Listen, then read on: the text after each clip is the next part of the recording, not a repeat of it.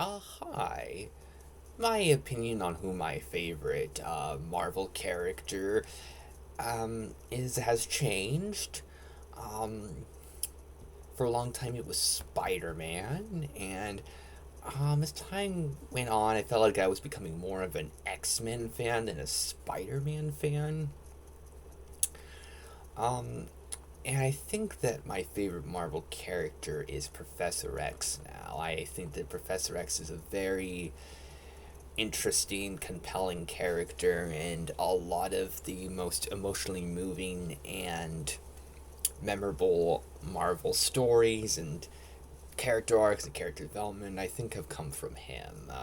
Fantastic leader for a lot of things, and I'm such a huge fan of Patrick Stewart.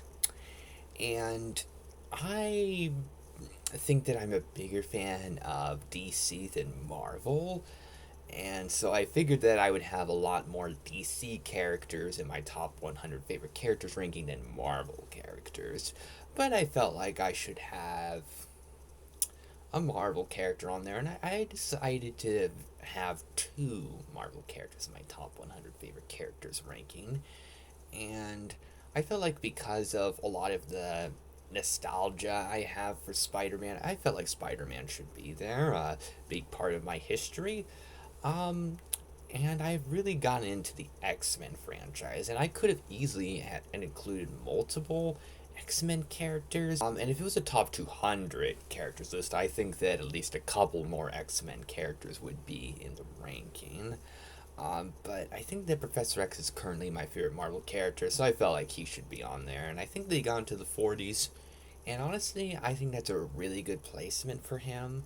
I feel like he's one of the characters that brings me lots of hope and comfort and is a really interesting, important character that I love a lot. And I feel like there's lots of great stuff from him.